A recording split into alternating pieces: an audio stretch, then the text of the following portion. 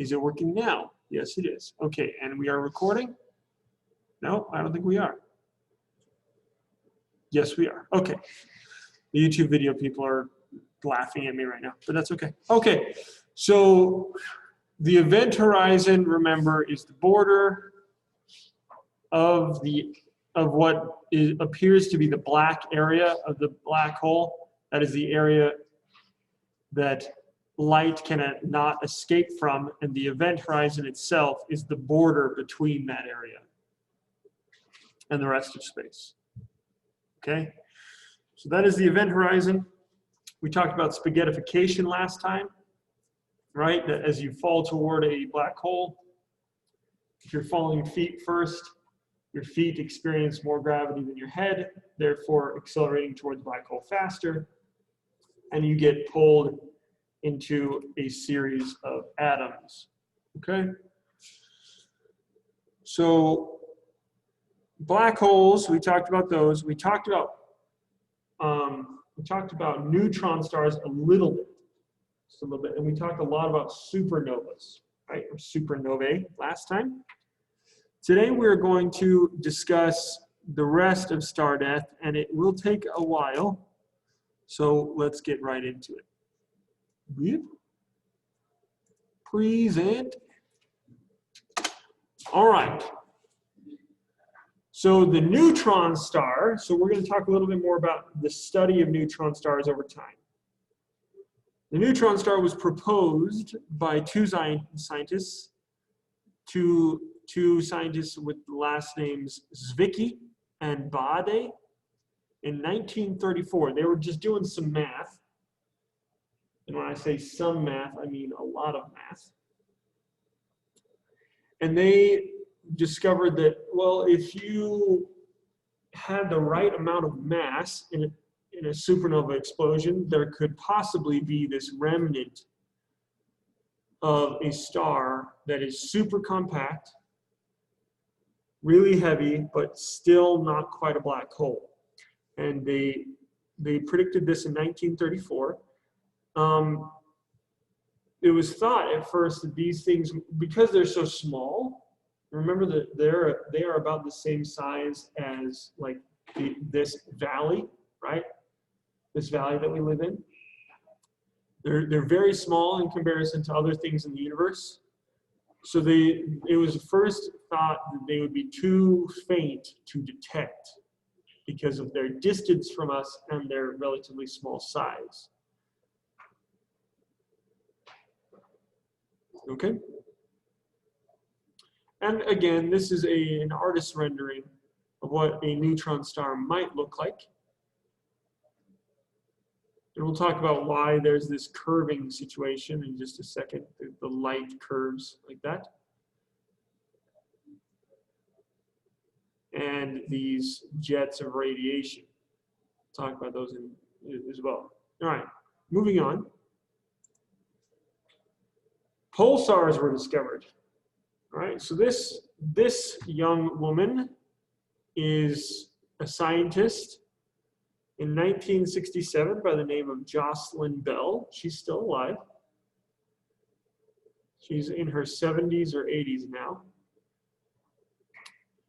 She discovered a radio signal that had a repeating nature. It had a repeating signal. And of course, everyone was like, it's aliens. Okay? The radio emitter, so this object that was putting out this signal was named LGM1, which stood for Little Green Men. Okay, so this was obviously everyone was like, okay, it's aliens. What can we find out about? All right. Pump your brakes for a second. We don't know if it's aliens or not. Okay, remember, it's never aliens until it's aliens. All right? So this is Jocelyn Bell. She discovered the first pulsar. I believe that she was a research assistant at a radio telescope observatory in 1967. This was in the height of the space race as well. So this was like big news, right? Big news. Everyone thought that it was extraterrestrial life sending out signals. My grandma thought it was Russia already was. Well, it was, yeah, it was in the 60s, everything was either aliens or Russian. Okay. So Jocelyn Bell, when she discovered this, we needed to find out more information about this object that was emitting this repeating radio signal. The LGM signal was coming from the center of a nebula that was the remnants of an ancient supernova. And when the predictions made by Zwicky and Bade were compared to the data that Bell had found about this object, it appeared that these two objects were one and the same. The LGM-1 and the predicted pulsar, the predicted neutron star of Zwicky and Bade were actually the same thing. Okay, so a neutron star can be a few different things, but this specifically is called a pulsar, and we'll talk about that in just a second. Okay.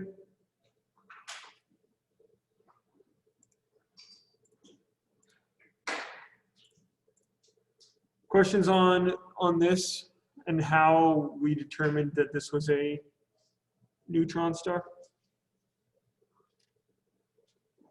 No? Okay. Why does everybody think that aliens are green? What in the world? Why did this happen?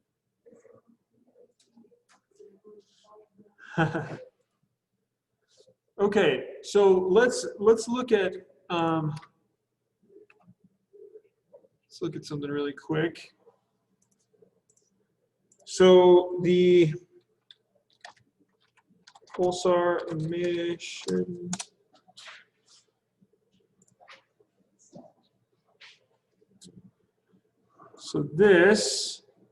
So has anyone seen LGM pulsar? Let's see here. There it is. Has anyone ever seen this before? This image? Don't worry, I'm going to get there. Hey, it looks like Utah. Has anyone seen this before? You have probably seen this on a shirt. Yes, I have. That's exactly what I'm thinking. This is a very famous album cover. It is Joy Division. Okay, band. Yeah, this is, a lot of people recognize this, and I forget which student was wearing it the other day. They walk in and I said, "Do you know what that is on your shirt?" And they said, "Oh yeah, it's a Joy Division album cover." And I said, "Yes, that is true, but where do you know where Joy Division got it?" This is a visual representation of the LGM-1 signal. Okay? This is the pulse, and you can see that it has a very consistent peak here. That's this is the pulse of LGM-1. Okay? And each pulsar has a different pulse. It radiates at a different frequency. And when we talk about pulsars, going back to this image here, when we talk about pulsars, you can see these streams coming out the sides here. The reason why they are called pulsars is because we detect their radiation being shot out in pulses. Okay? Boom, boom, boom, boom, boom, boom, boom, boom, boom. And some of these can be several hundred times per second. And that is actually the speed at which the pulsar is rotating, which is really fast, okay? And each of these has a separate and distinct pulse. It's kind of like a lighthouse. So you know how lighthouses work, right? They have a rotating light at the top of the lighthouse that flashes every couple of seconds, right? Flash, and then another flash, and then another, right? A pulsar does kind of the same thing. It just, the source of light isn't a lighthouse, it is a huge amount of radiation that is being shot out by these insanely powerful stellar cores. Okay, questions on a pulsar? This also actually allows for something very cool, which is slightly related, but it's one of my very favorite things in all of science. It is the pulsar map.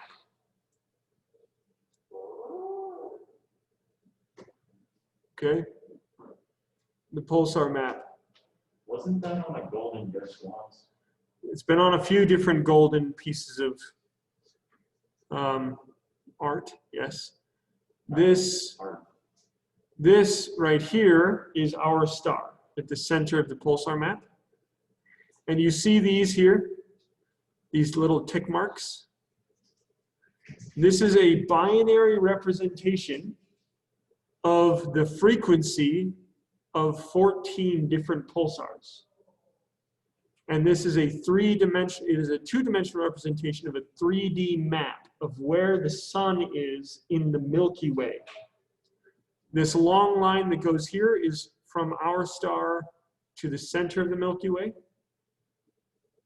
And all of these are different pulsars inside of the Milky Way that all, and if they all pointed toward one direction, this is where the sun would be. So basically, they're thinking if aliens found this. If aliens found this, they would be able to deduce where it came from based on a simple, because if these aliens had the ability to capture a spacecraft, they would have the ability to do this math. And we don't do the math in like using the numbers that we use, which is something that we invented.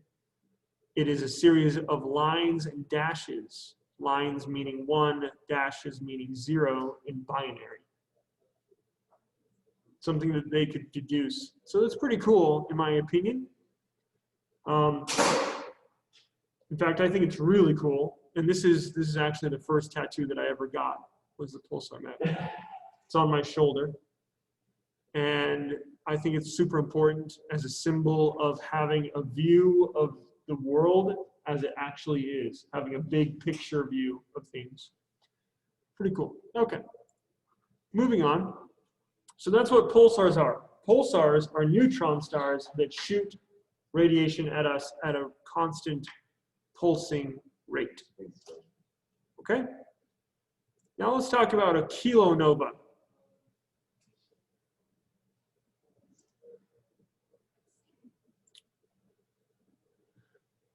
Kilonova is when two neutron stars hit into each other.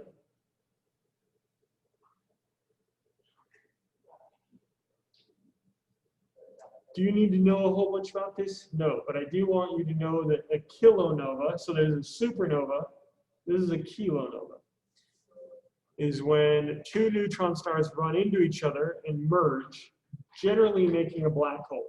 And when they merge, they send out an insane amount of radiation. This was observed for the first time quite recently. And what that means is that there were two massive stars that were massive enough to go supernova that were near each other, close enough to orbit each other, and they ran into each other. Okay? So that's all I want you to know about a kilonova. It's two neutron stars running into each other. Now we need to talk about gravitational waves. Okay? Neutron stars and black holes can hit each other, and when they do so, they send ripples through space-time. Kind of like the ripples in a pond. You toss in a stone. Neutron stars and black holes, when they hit into each other, they can warp space-time so much that it actually sends out a ripple.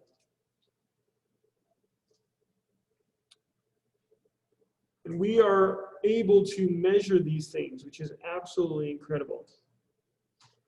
You may have heard of this person. He was kind of important in stuff, especially stuff that we talk about. This is what he looks like. Okay. This is Albert Einstein, the German physicist who completely changed our understanding of how nature works. Einstein, in his calculations, predicted that gravitational waves were a thing. He said that according to his calculations, which is like the nerdiest thing ever to say. Cool. Awesome. Okay. So according to his calculations, there should be these ripples in space-time that he called gravitational waves. But he also said there's no way that we would ever be able to detect these because they're too small. And then scientists were like, oh yeah, we're going to prove you wrong, Einstein. Everybody's always looking for a way to prove Einstein wrong. Right, but here's the thing. We detected gravitational waves, so while we proved him wrong that we would never be able to detect them, we also proved him right by detecting them. Mm-hmm. So even when he's wrong, he's still right. Okay. Einstein. We need to talk about LIGO. LIGO stands for Laser Interferometer Gravitational Observatory. Yes. Quickly. Laser Interferometer Gravitational Observatory. What in the heck does that mean?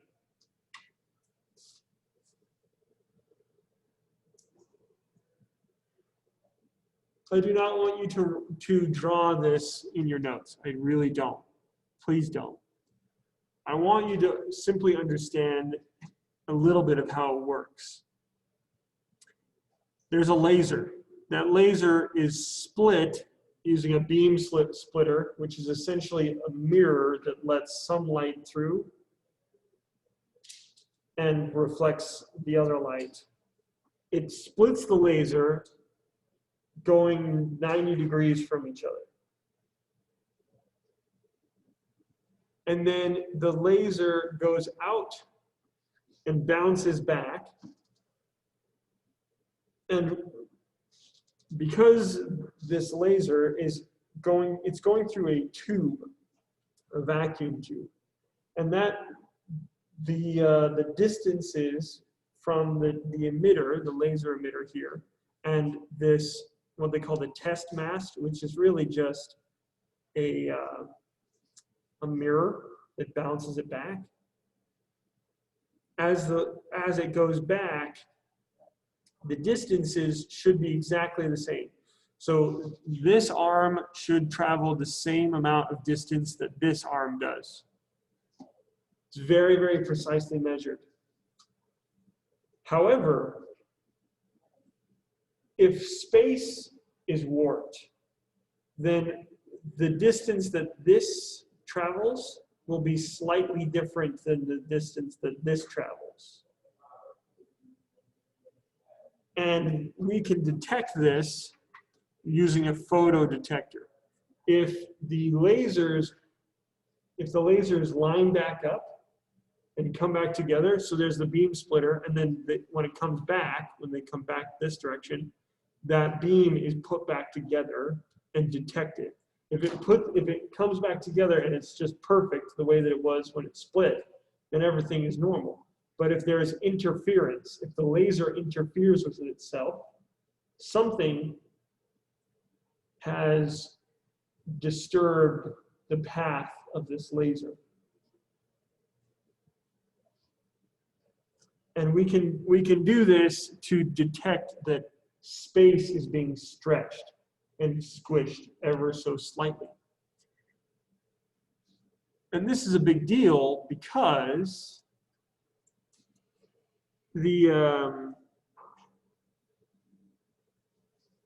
this had never been detected before.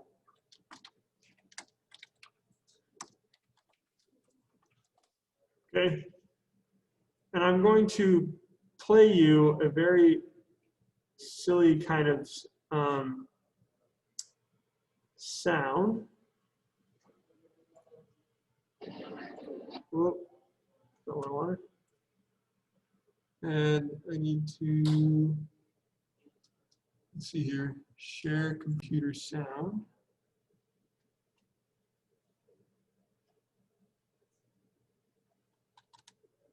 Maybe. What is happening? Are you kidding me? What is happening now? I'm annoyed.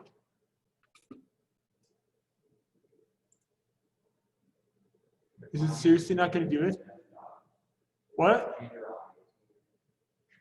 What?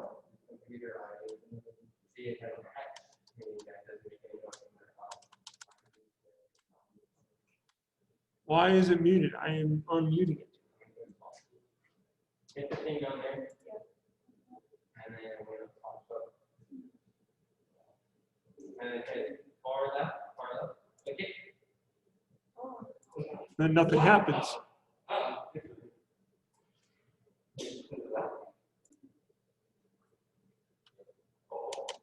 Why is it doing this?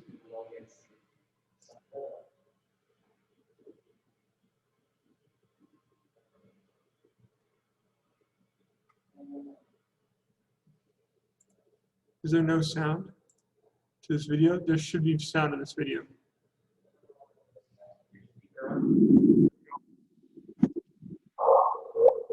So, hear that little blip? Okay.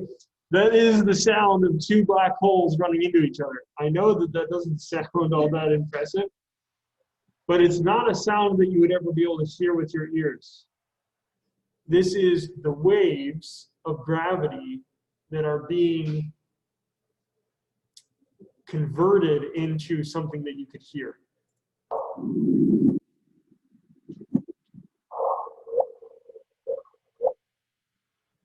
So as the black holes spin into each other,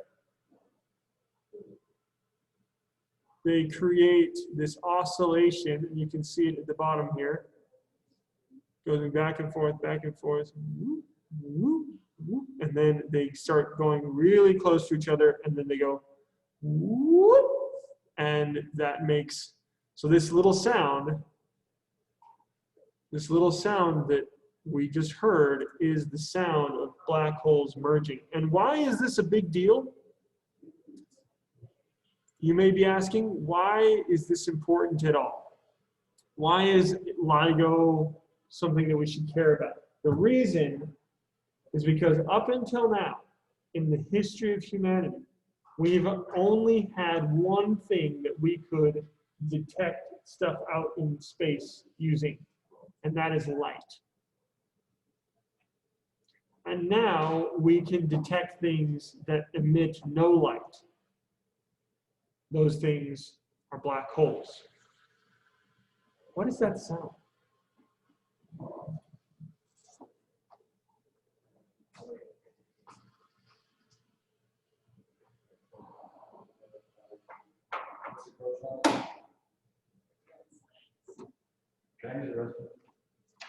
Yes. Okay. Also, don't completely close that door when you go because it's locked and you won't be able to get back in. Okay. Oh my gosh, we have so much to go through. Whew, okay, I gotta hurry up. White dwarfs. So stars that are too small to go supernova become white dwarfs. They are very strange. Not quite as strange as neutron stars, but they are weird. Wilkes? Wait, how do we know what the color of a supernova is? Or how do we know what the color of pulsar is? So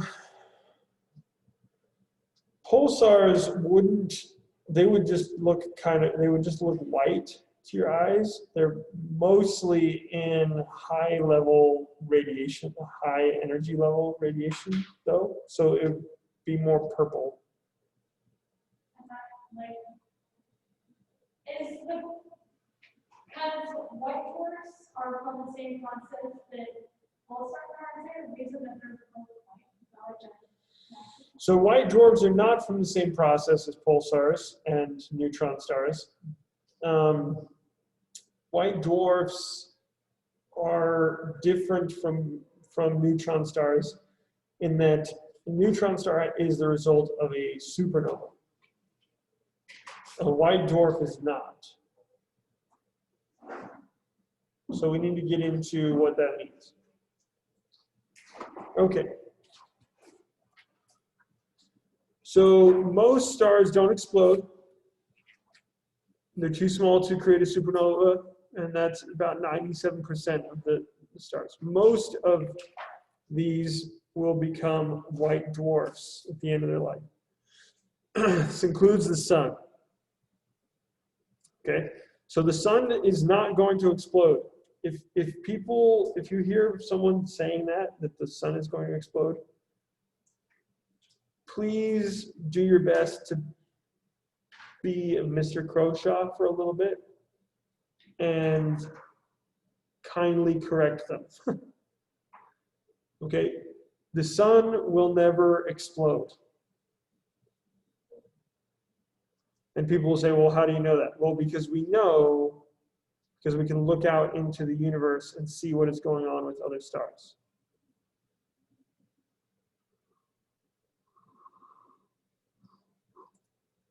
Okay, moving on.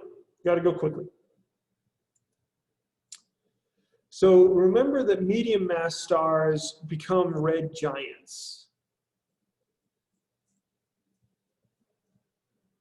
Begins to fuse heavier elements out of helium. So helium then fuses into lithium and beryllium, and then eventually it starts making mostly carbon and some oxygen in its core.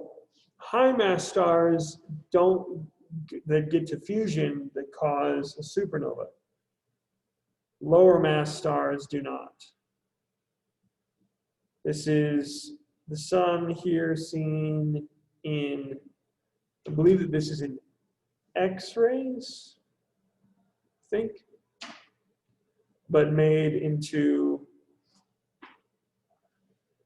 a visible spectrum. Okay. So the sun, as it gets older, will start to fuse heavier elements. It will also expand. Most people use the sun exploding as like a metaphor for the earth being destroyed. That is true that the earth will be destroyed by the sun, but not in an explosion. The earth will be destroyed by the sun because the sun will engulf it.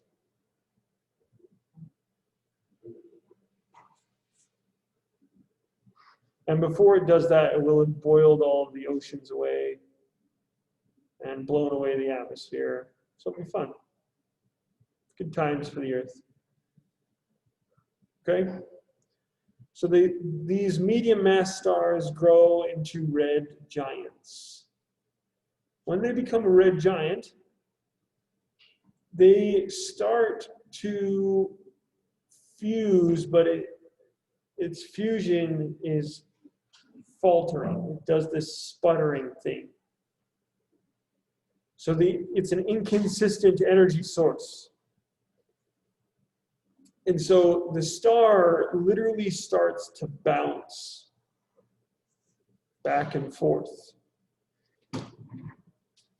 So it collapses, and then it expands, and then it collapses, and then expands, and collapses, and expands near the end of its life.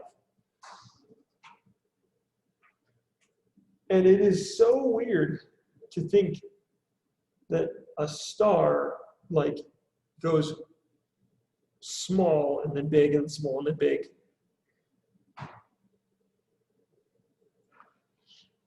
And because of this bouncing,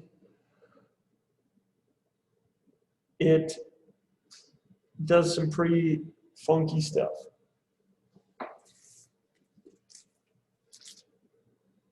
Okay, the bouncing back and forth blows away layers of the star and creates what is called a planetary nebula.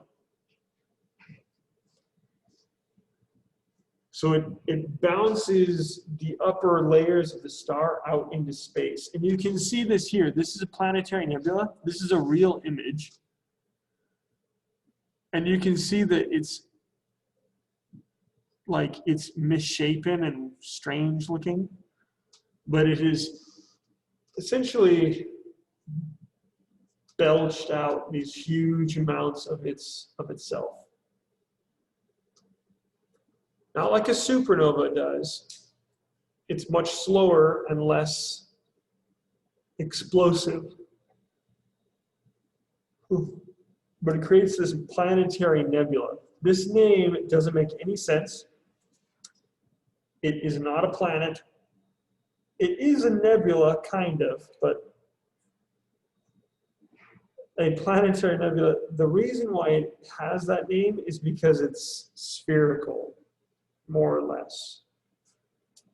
The planetary nebula being spherical, more or less.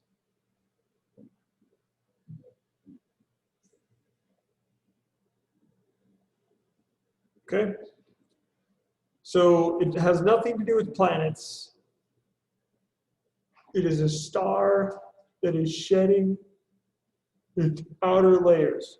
A star that is shedding its outer layers.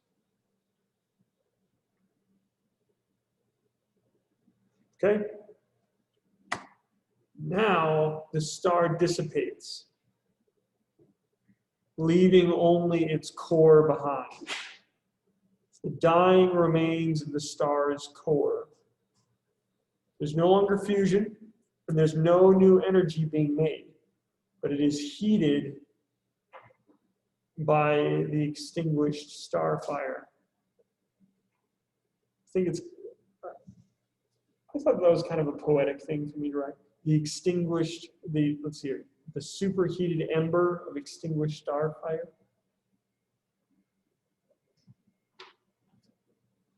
Okay?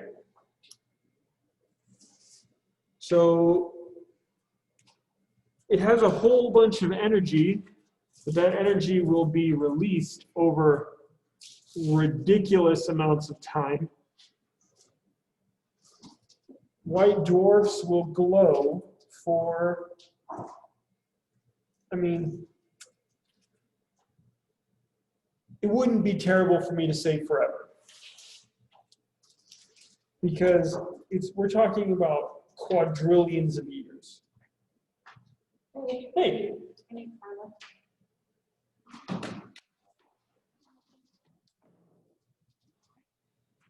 Okay. Billions, billions, and billions of years. Okay. These things will just continue to glow.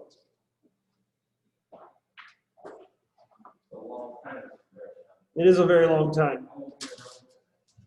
Probably not. Okay. So when we're talking about, yeah, let's see here. This is 1,000, million, billion, trillion. Yeah, so 100 trillion years, something like that. White dwarfs will continue to glow for a very, very long time. These could possibly be the last place that life makes its outpost. The glowing embers of stars in the form of white dwarfs.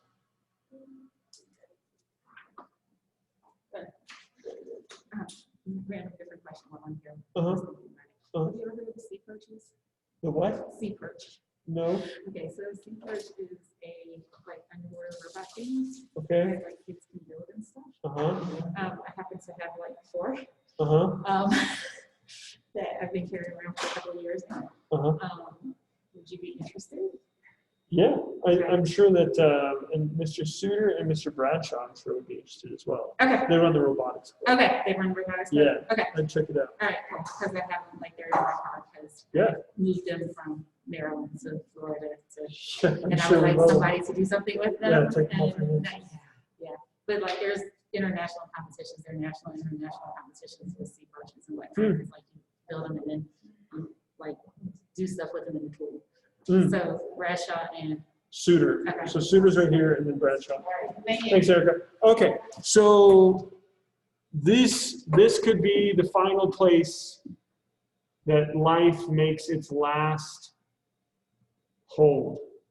The last stand of life could be around the dying embers of white dwarfs. Dang. Okay?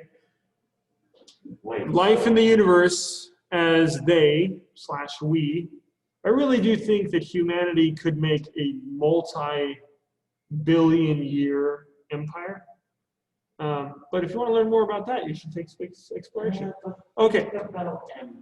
And we are going to try and stave off the impending end of the universe. Okay? Also, this is one of my favorite facts about all of astronomy. White dwarfs are just glowing diamonds. And they're the size of planets. Wait a minute. What? White dwarfs are glowing diamonds the size of planets. So remember, a couple of slides back, Wait. we talked about the fact that the process at the end of a red dwarf's or red giant's life makes mostly carbon, right? Carbon, Diamonds are carbon. yes, diamonds are superheated, supercompact carbon. The remnant of white dwarfs are actually just diamonds, and they're the size of planets. And they just glow for a really, really, really long time. They're shiny as crap diamonds. They're shiny, hot, planet-sized diamonds. Okay.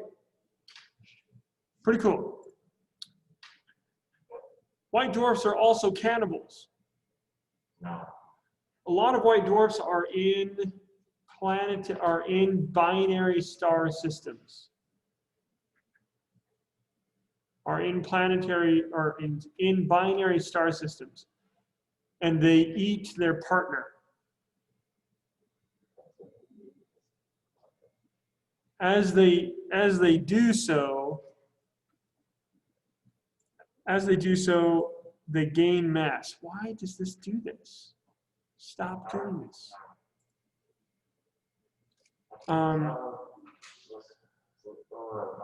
Cameron. Okay. As they do this, they gain mass. At a certain point, the white dwarf gains a critical mass and explodes. These are actually super important, and we'll talk about that in just 2 seconds.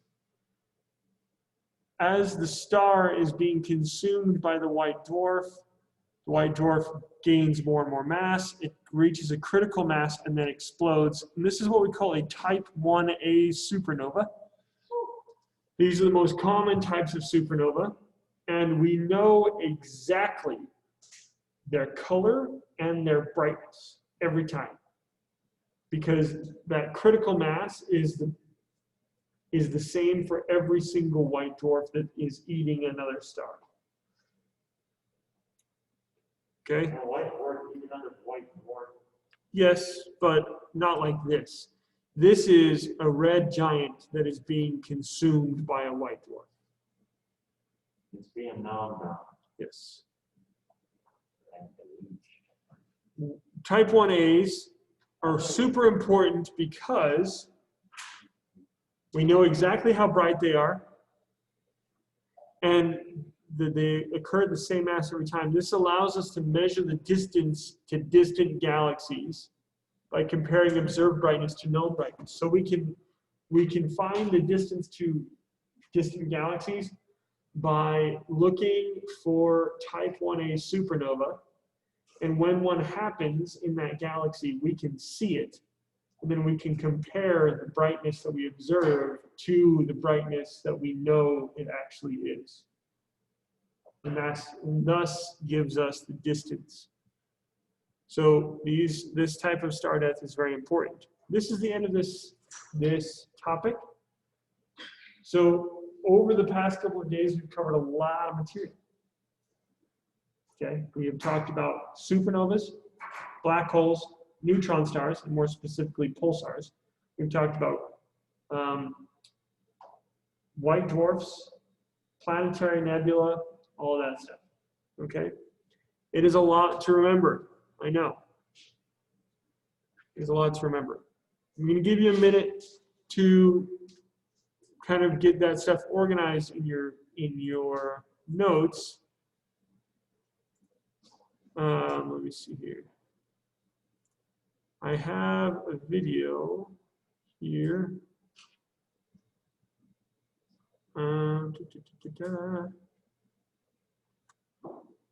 Black holes.